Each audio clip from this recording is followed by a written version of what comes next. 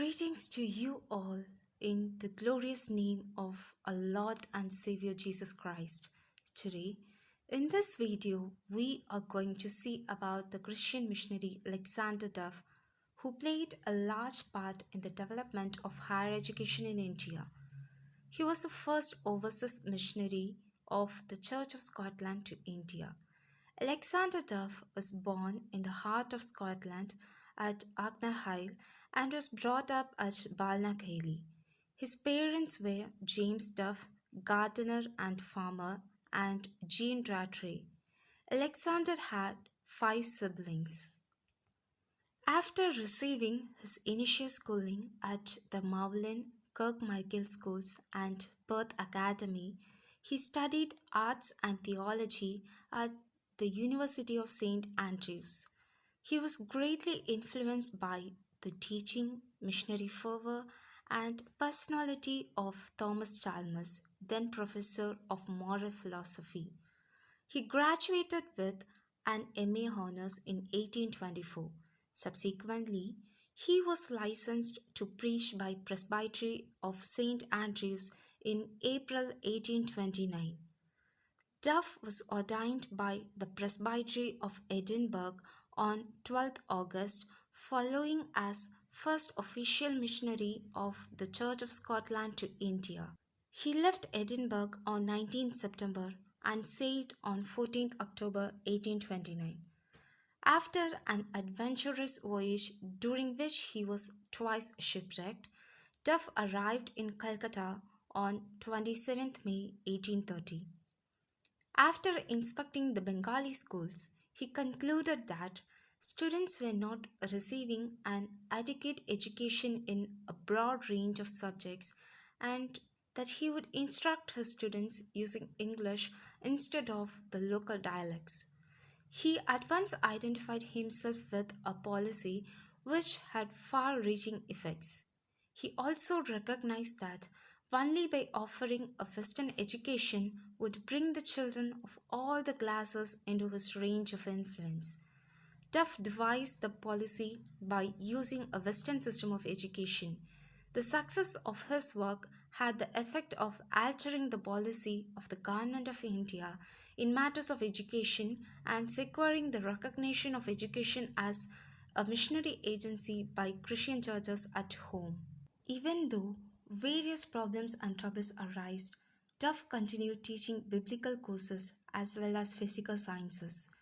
Duff opened a school in which all kinds of secular subjects were taught, from the rudiments upwards to a university standard alongside the Bible.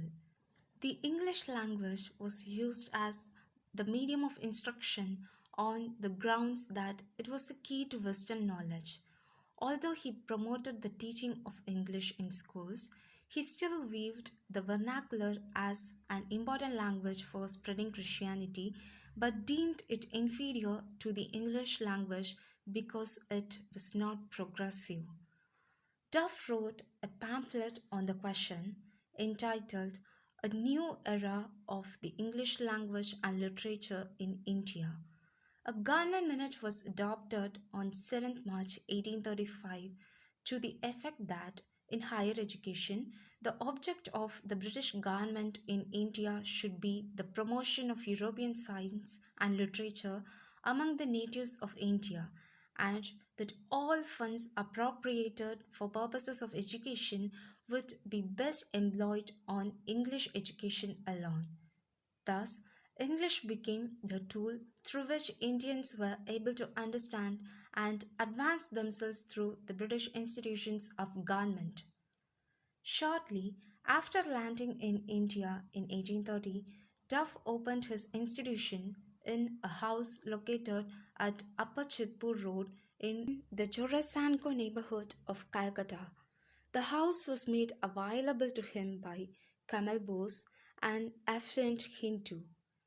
The school soon began to expand into a missionary college known as the General Assembly's Institution. The location was a source of controversy for the missions committee, who wanted to remain at the heart of Bengali society in the city of Calcutta. In 1834, Duff returned to Britain broken in health.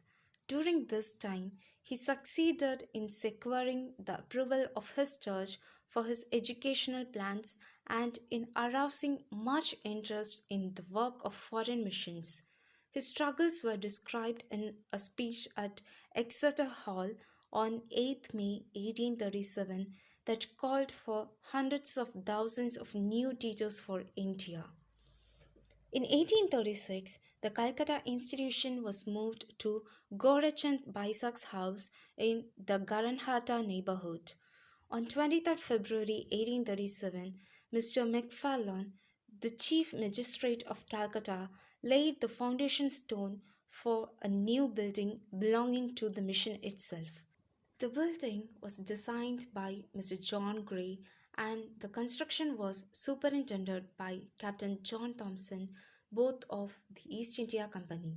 The construction of the building was completed in 1839. Duff returned to India in 1840, by which time the institution had expanded to 600 Indian pupils from 5 to 9 years old. At the disruption of 1843, Duff sided with the Free Church. He gave up the college buildings with all their effects and, with unabated courage, set to work to provide a new institution which came to be known as the Free Church Institution.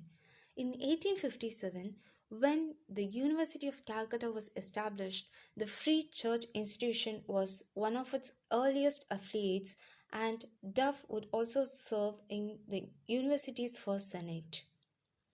These two institutions founded by Duff, that is the General Assembly's institution and the Free Church institution, was later merged in 1908 to form the Scottish Churches College.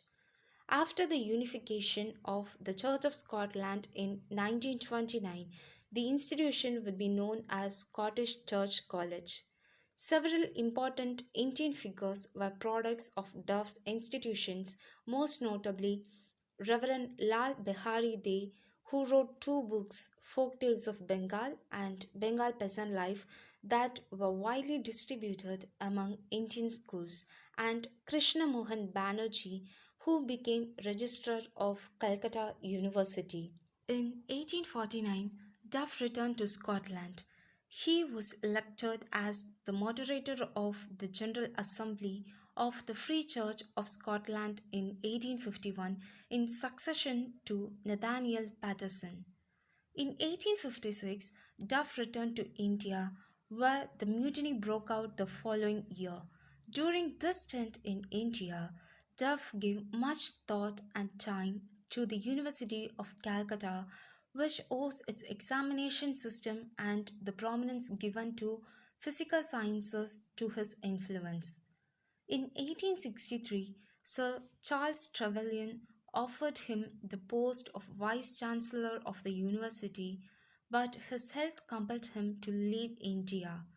As a memorial of his work, the Duff Hall was erected in the center of the educational buildings of Calcutta. In 1864, Duff visited South Africa and, on his return, became convener of the Foreign Missions Committee of the Free Church. In 1870, he was a principal force in founding the Anglo Indian Christian Union, of which he became the first president, and sent Reverend John Fordyce to India as the Union's commissioner there. He raised money to endow a missionary chair in evangelistic theology at New College, Edinburgh, and himself became first professor. In 1873, the Free Church was threatened owing to negotiations for union with the United Presbyterian Church. Duff was called to the chair and guided the church through this crisis. He also took part in forming the alliance of Reformed churches holding the Presbyterian system. Alexander Duff died in Sidmouth, Devon on 12th February 1878. He is buried with his wife Anne Scott Drysdale in the northeast section of the Grand Cemetery in Edinburgh. By his will, he devoted his personal property to found a lectureship on foreign missions at New College on the model of the Bampton Lectures. Although not strictly a pioneer, it was he probably more than any other individual who ensured that the missions would play a major role in the secondary and higher education of India. Thank you for watching.